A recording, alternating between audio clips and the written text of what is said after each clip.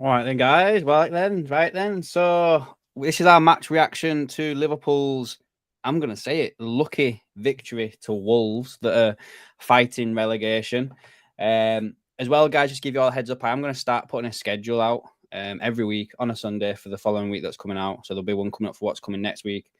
So yeah, that'll be popping up as well. But yeah, then Sean, let's get started on this then, shall we? So what's your bird's eye view of the game? What's your first 11 thoughts and everything? Well, at the risk of upsetting, the positive police or the people that love to be positive about everything, even if it's a draw or a loss or whatever, that was a very, very nervy performance. I mean, first half, yeah, grand.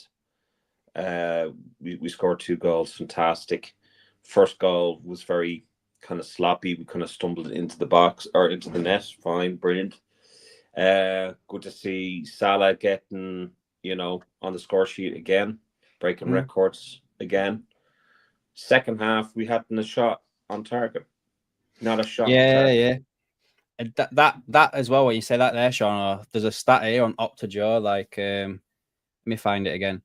That's the first time since 2003, 2004 that Liverpool have not registered a single shot on target in a half of Premier League football at Anfield. So that's the first time in 20, 21, 22 years at Anfield that we've not had a shot on target in a half of football. That's crazy, that, isn't it? Yeah. Scott, how are you? He says, all right, lads, a win's a win at the end of the day, getting to that time of the season where results are more important.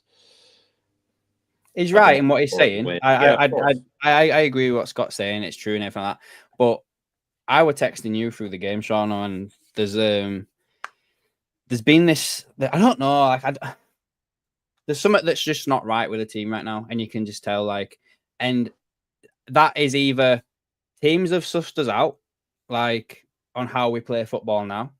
It's either fatigue, which if we've got fatigue in the team, that obviously goes against everything we've been told about having the deepest depth squad, the best squad in the league. If our players are now fatigued, then why is that? Why can't we rotate them? We don't need nobody. So why are we fatigued? We should be rotating people in and out. Yeah, we've got the best squad in the league.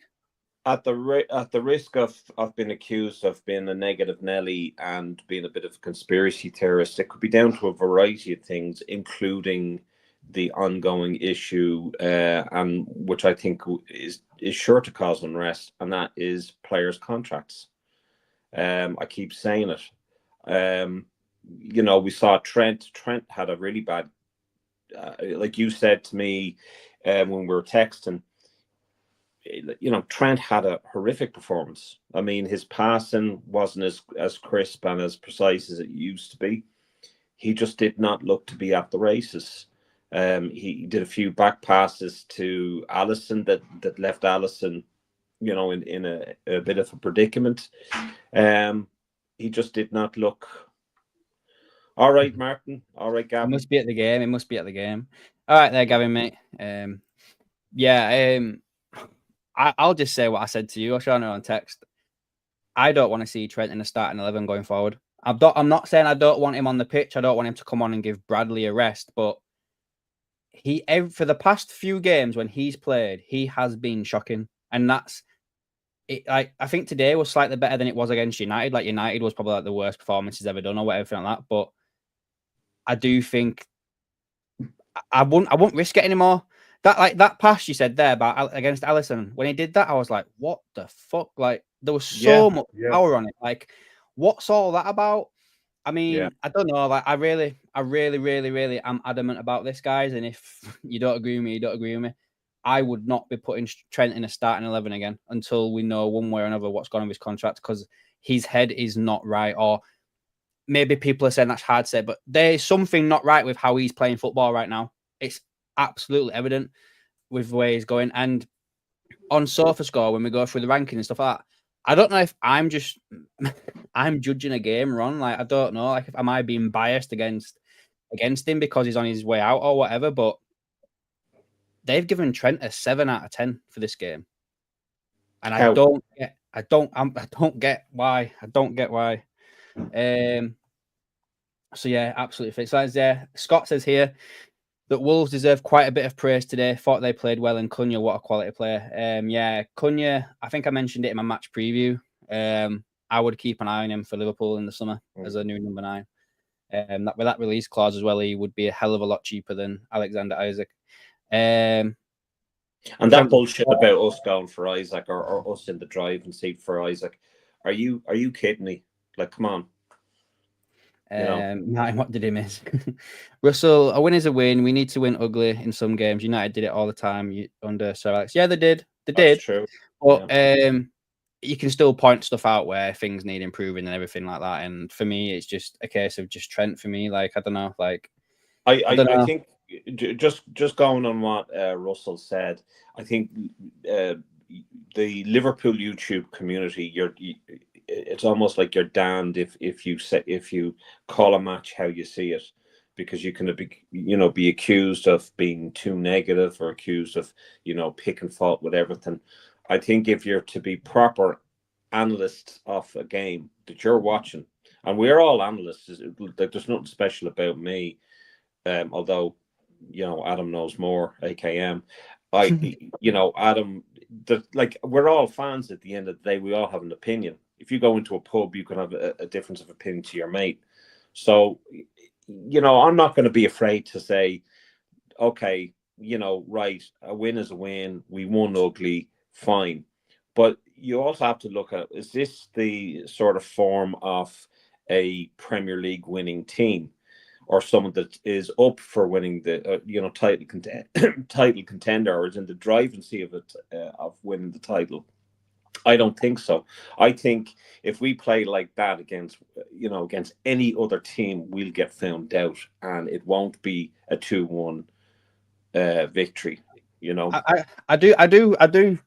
I agree with what Russell and Scott are saying though. Like, if we play that against Villa and City, and we still get a victory, I ain't going to be bothered at the end of the day. Oh, of course, but, yeah. But I do think that I don't know, man. I just think that let's just give some praise then. The save that Alisson made, amazing. Like, where he injured himself a little bit when there was that collision. I think when Endo came on, he was really good. Yeah. I think that was a really good cameo performance from himself. I think Salah was okay, not too bad, probably a bit better than he was against Everton. Diaz was a lot better out on the wing than he has been down the middle. Yeah. I think Gravenberch was decent. I think he needs a rest again. I think he looks tired. Szoboszlai was really, really good. He's always really good. I do think, as Scott was saying there was a few passes that were missing from everyone. Like McAllister putting a few dangerous passes in. I think this may have been Szoboszlai as well. Someone put a pass straight across the box, and it went to the intended player. But when it happened, I was like, "Oh, that's something you get told when you're a kid, never to do that." But yeah, I mean, Wolves are obviously up for it because they're in a relegation battle and everything like that. But I think the stats just speak for themselves as well. The fact that we went an entire half without a single shot registered on target, I think that just says it all. And again, going back to it, what we said at the beginning of this, I mean, why is that? We're being told by the journalists and whatever that we've got the best depth squad in the league. So if we have that, why are our players fatigued when we should be rotating players in and out to give them breaks?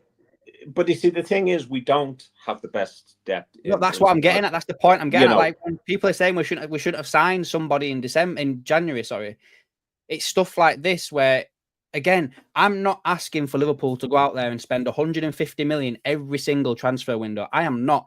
But you cannot tell me that there was not one person that we couldn't have brought in January.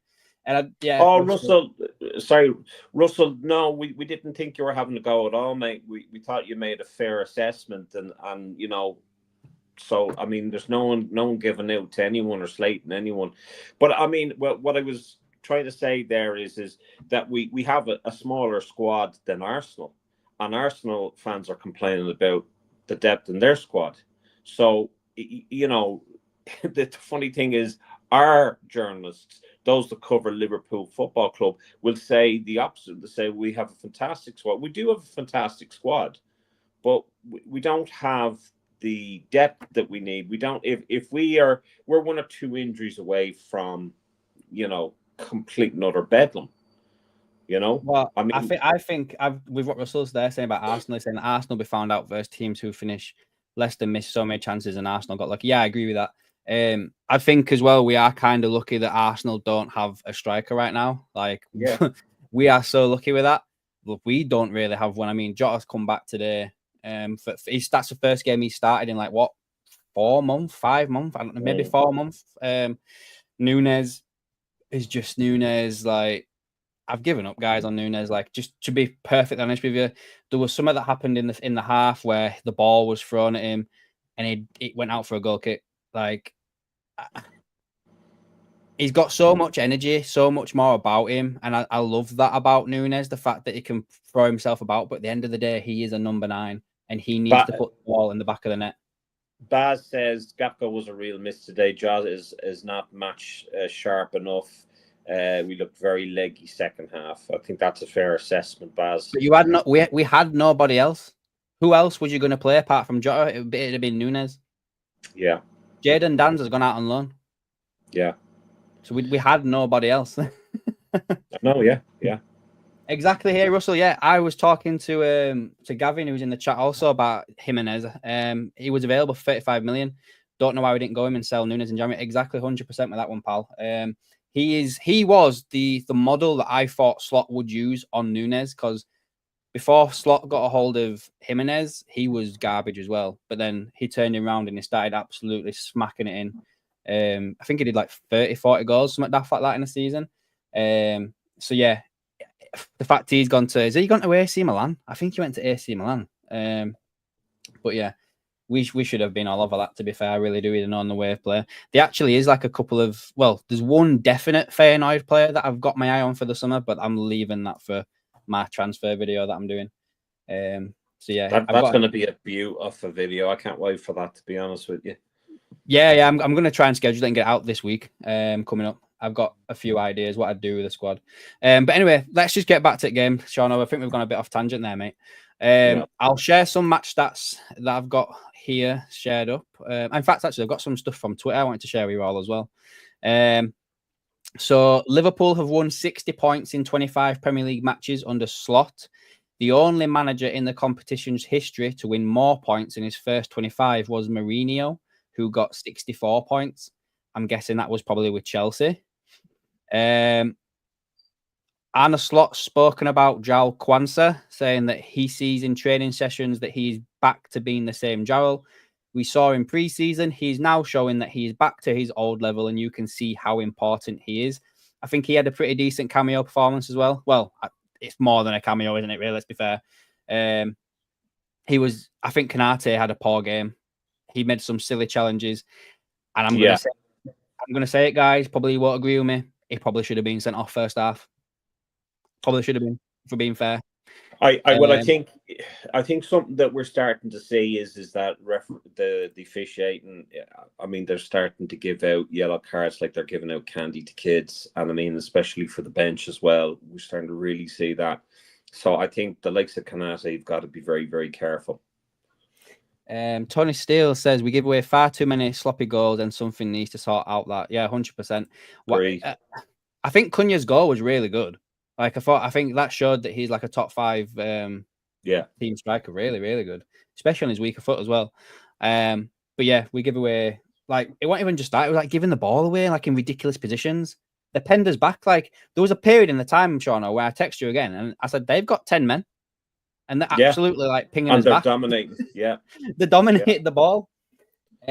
Russell asks, does anyone worry that Isaac versus mid to low block is ineffective in those games? It does worry him. Yeah, there's that possibility around Isaac. There's also his injuries as well. Like, he's got a pretty bad injury record. I think it's not been so bad lately, but I think if you go back a couple of years, he did pick up a lot of significant injuries. So he probably fits Liverpool's mould there. He'll just take Jota's place on bed. Scott Kwanzaa played really well when he came on, to be honest. I don't think the Yeah. second foul by Kanate was a yellow, to be honest. Refs at the moment are giving away yellows for pretty much every foul, which is pretty frustrating. No, it wasn't that one. I don't think was a bookable offence. I agree with that. But there was a few other ones that he did as well before he got his yellow, where he could have easily been given a yellow. Yeah. Let's get back to the Twitter stuff I was going to say. So someone's put out on Twitter. Let me see. What do you think about this one, Seano? We needed a penalty and Diaz to push the ball over the line to beat a relegation candidate. Our midfield didn't win any second balls or any challenges in the second half. Not a shot on target in the second half. And they've tagged James Pearce in that because they're replying to somebody who put, a lot of us saw the bigger picture a long time ago that it's a big chance that Liverpool will bottle this league. A lot of warning signs earlier in this season, and it's now coming to fruition. You wouldn't believe that it's Arsenal who have their entire front line out with injuries the way we are playing. What are your thoughts on that? Well, yeah. I don't want to be too negative because I still believe that it's our league to throw away. I still think we still have a fighting chance. I do believe it's going to be difficult because I don't think that we have played all that well over the last couple of games. I think Everton wasn't great either. But I think there's some truth in what he says. I really do. We should really be running away with this league. And I mean, it could. A friend of mine, he said he's a Man City fan, so he's not really a friend. No, I'm joking. He says it's quite possible that City may end up in second. So. I don't know about that, to be fair. Well, do you know what I mean? It's hard to rule them out, Yes, yeah. Well, I mean, Neil, we're not being negative. We're analysing the game realistically. We're not, I'm sorry if you feel that that's negative. We're absolutely delighted with the 3 points, delighted with the win, delighted that we're 7 points ahead. But I mean, and we actually have as well, Sean. We actually have talked about praise of some players as well, like Endo. We have Kwanzaa. We actually have spoken about it. Exactly. But I just want to pick up on this one here from Russell here, Jonathan David. Yeah. I would be all over him like a rash. He is a free agent this summer, I think. Yes, Jonathan David is someone I would sign in a heartbeat. I'm 100% certain on that he's a free agent this summer, guys. I'm 100% on that. And him and Cunha to come in to replace Luis Diaz and, well, not even that. You could probably get rid of Nunez, Jota, and bring them two in as your new number 9 to rotate down the middle. And then, as he mentions further down here, Jamie Gittins over at Dortmund, I would bring him in as well to replace Diaz, or I do have a couple of other names as well to keep an eye on. But yeah, Jonathan David and Cunha for 60 million, I would be all over that. What's Barry say here? Barry says the Everton game took a lot out of us. I think it's good 3 points. I think a few seasons ago we'd have probably lost or drawn today. Yeah, no, I could probably agree with that, to be fair. Scott, a lot of our issues today were the decision making. The amount of times we gave the ball away was ridiculous. Sort that out, and we sort out most of the issues. Agreed. David is a free agent and already has 18 goals this season. Yeah, there you go. He is a free agent then. Gavin, it's mad how footy works. If we were able to beat Villa on Wednesday, we're 10 clear before Arsenal kick a ball again. Agreed, mate. Actually, Gavin, since you've popped up, mate, I'll read what you put to me because I've asked you. I asked you permission to read this out. So you said that Gravenberch is looking knackered. Wasn't fair to rely on him at all. Yet again, we've been left short. I just hope we get this over the line. And I agree with that, to be fair. I don't think anybody could basically not agree with that, Yeah, well, like I said, when you're analysing a game and analysing Liverpool as a whole and the team and the performance, you got to, look at the warts and all. And again, there's some channels that won't do that. That's fair enough. That's fine. Yeah. But Cop out Callum here. When modern football is awful, it's very awful. At least back in the day, you'd still enjoy it if we were mediocre. I mean, there's something I'm going to talk about with Martin. I'm doing a members only live stream later on. It'll be members only for a week or so, and then I'll go live for the public. I'm also doing a one-on-one with Seano Thursday night for the members as well. Thursday, if you want. Yeah. Well, I said Tuesday or Thursday. Oh, Tuesday. Yeah, I'll do whichever's easy. I'll do Tuesday. I'm not bothered. With Seano as well, so that's for the members as well. But again, it'll be live it'll be on there for a week for the members, and it'll go live for the public afterwards. But yeah, I've got something I want to talk to Martin about modern football and how it's making me feel lately, which I kind of realised today. Ricky, we have to sort out our intensity with the ball. Passing was slow today, but also you have to look at the players off the ball. What are they doing to be an option for the man off the ball? Yeah, exactly. That's a good point. And then Barry says that the Manx are losing 1-0. To be positive, I got some positive stats for you here, Seano. Let me know what you think about this. Van Dijk had the most accurate passes in the game, 65 out of 71. He created 1 chance, 10 clearances, 6 of them were headed, 3 interceptions, 3 out of 7 long balls, and he won every single aerial duel today, which I think give him a contract. Why are we not? Give him a Why contract. are we not? Yeah. And then just to finish off on the stat side here, Liverpool's attack this season, we've got Salah with 45 goals and assists, combined. Gakpo with 21, Diaz 16, Nunes 11. This is gonna take this one in, right? So bear in mind that Jota has been injured for most of the season. Yeah, just bear this next in mind. So Nunes 11 goals and assists all season. Jota's on 10. And Chiesa's on 3. So in total, we've got 106 goals and assists between the 6 of them already. Okay, Chiesa's had what? How many games has he actually had? He's been injured for most of the season as well. He's had a start at Plymouth. So I mean that just goes to show you as well.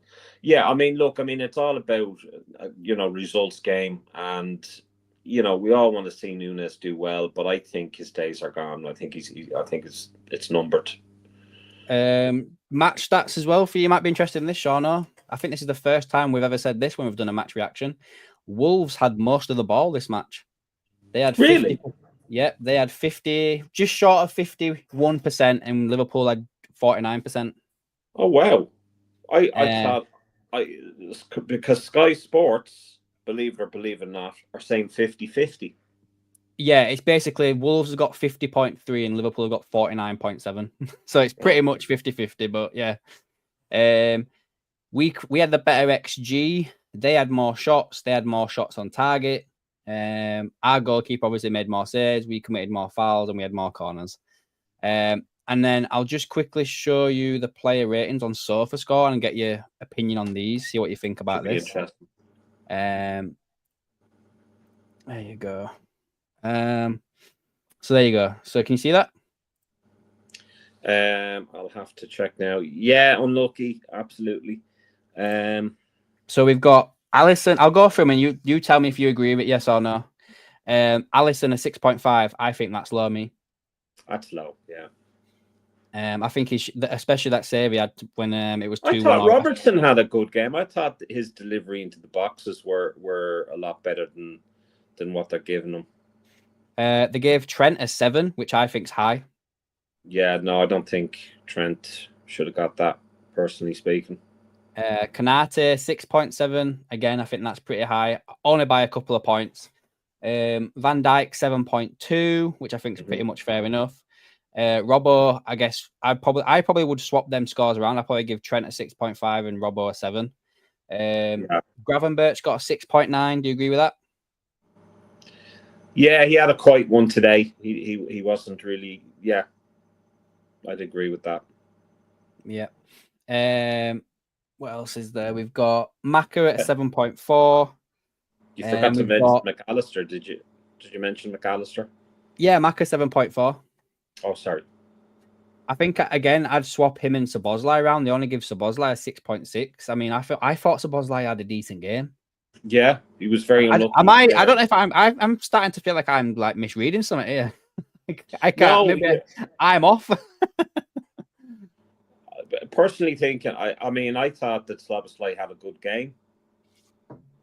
You know, I thought his performance is improved over the the last couple of games. Yeah, I think Diaz probably had his best game in a long time. They gave him a 7.6. I could probably go with that. I think it wasn't bad today. Was It just Diaz? shows it shows the positioning. You know, Yeah. him as a number 9 does not work. What I will say though, as well, when Gakpo's back, I think Diaz doesn't start on that left wing. Still, I think Gakpo comes straight back in. I think we have to go back to what we were doing at the beginning of the season. You know, when we were just rotating them, when one played one game and one played the other game. Go back to doing something like that. Jota got a 6.9, which I think is fair enough, and Mo Salah got a 7.1.